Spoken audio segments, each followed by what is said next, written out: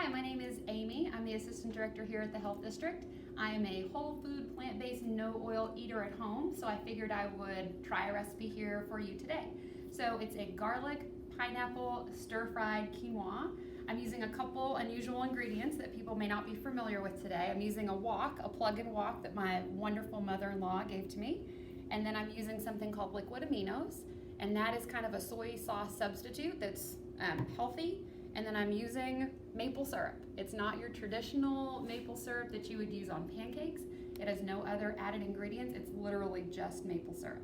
To be prepared for the meal, I've already made my quinoa and I've already sliced up my pineapple and my green onions. I'm also using raw cashews. You can see there's no salt on them at all. I've just roasted them at 350 for about 10 minutes to make them a nice crunchy, and my quinoa is already ready. So I've already got my wok on and ready. It's on a 6, so it's about medium. I'm gonna add in some of my liquid aminos and get that nice and warm. And then add in garlic, which I've already chopped. So the recipe itself calls for about 6 cloves of garlic. I like my things garlicky, so I try to add extra garlic in. I think it's healthy and it's something that I enjoy in my recipes. And so I usually cook that for about a minute and allow that to simmer out. And then I also add in some green onions. These are organic green onions and the bottom part. So I use the top part on top and the bottom part actually in the recipe itself. And you just cook those together so they can both absorb those liquid aminos. And the flavor, I can guarantee you, the staff, because everything in here you can share smells, there will be staff in here in about 3 minutes asking when lunch is. So as you can tell, it's just a nice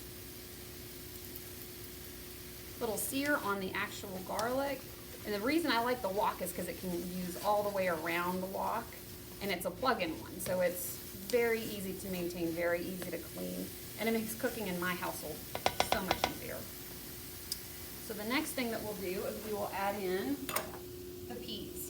So pineapple and peas, kind of an odd combination, but when it all comes together, it works out really nicely. Some people prefer fresh peas. I kind of cheat. I'm a mom of 2, so life's a little crazy. I do use canned peas. Now you have to watch out for your canned sweet peas because they do add sugar, but you, based on how many peas you use, there's no other sugar other than the maple syrup in this, so it's kind of negligible, if you will. It's all about choices. So these I tend to use because my kids like them so much better than the other peas, and it works really well with the pineapple, with the spicy in the pineapple. So I'm gonna turn my temperature up back a little bit more. Probably add a few more peas because we'll have some lunch guests here in a few minutes, I'm sure. And just mix all that together.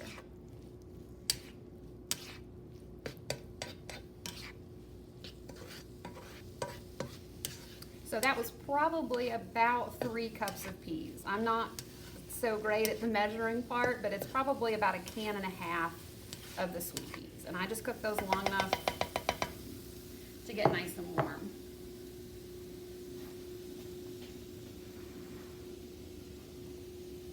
Our next thing is I've chopped up a pineapple. Now this is a fresh pineapple. And so you can, if you know how to chop up a fresh pineapple, you can either go that route, which is my preferred way, or you can, of course, purchase pineapple at the store already cut up. If you do purchase pineapple in cans, it's certainly an option, but you have to watch out for what they can it in. So if you're gonna purchase one in a can, make sure it doesn't have any extra added sugar. Sometimes they get you with the added, it preserved in heavy syrup. And that typically means that it has a lot of extra sugar in it. And you want to make sure that you're careful to not add in sugar in places that you may not even know it's in. And pineapple is fabulous enough on its own. It doesn't need anything else. So all of these just mixed together. It's super simple. It's one of my simplest recipes. That's a go-to.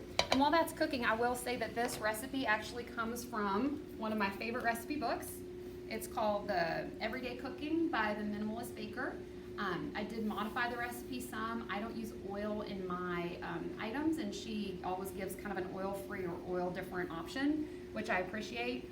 And then this is what it's supposed to look like. Hers always looks much more beautiful than mine. This is what it theoretically is supposed to look like. Mine will look a little different, but it's a wonderful book full of typically family-friendly recipes, which is great. So you just cook this for about 2 minutes. Let all the flavors go together. And then since this pineapple is so fresh and I can already smell that it's between sweet and kind of sour, I'm not going to add much of the maple syrup. It's probably less than 2 teaspoons, so it's probably a teaspoon or 2. And then I like to add in more of my liquid aminos. So probably a ½ cup or so of the liquid aminos, because what's going to happen is we're going to put the quinoa in there. And so you can make this into a nice liquid so that when the quinoa goes in, it'll soak up all that extra liquid that's in there. So you really just do this for about 20 more seconds, which is great. It's super fast, and this whole time my wok has been on kind of medium. So if you're cooking this, you can do it on the stovetop in a skillet. You just cook it on medium, make sure everything is warm, make sure all the flavors go together, because that's part of the beauty of this dish, with all the strange, unusual flavors together. So this is quinoa. It started out, of course, it's a whole grain, so it starts out as a very small little whole grain, and you cook it with 2 cups of water and 1 cup of quinoa. In about 15 minutes, you have a whole grain that has soaked up all of that water, and it's one of my favorite whole grains. It's got all the essential amino acids and provides me sustenance in my whole food plant-based eating. And so that makes it's 1 cup of quinoa, 2 cups of water. So probably makes about 2 to 2.5 cups of fully cooked quinoa. And all you do is you mix that in together. I like to fold it in, because the quinoa is kind of, I won't say temperamental, but it likes to be folded versus kind of mashed. And so you just kind of fold all of that in to make sure that all of the liquid gets absorbed into the quinoa. Sometimes it can clump up, so you have to kind of break up your clumps, make sure the pineapple gets worked into there so that every bite has a little something sweet and a little something savory. That's what makes this dish so fabulous. So I prefer mine a little, to have a little more liquid. So I'm going to put a little more liquid aminos in there, and it's just kind of a drizzle on the top to make sure that everything has that liquid that makes it taste so good. Of course, you can use soy sauce, but liquid aminos are easy to come by. They're available in your grocery store, and they're such a healthy alternative. And so that's our meal. I'm going to turn my temperature to off. I'm going to grab a plate really quick.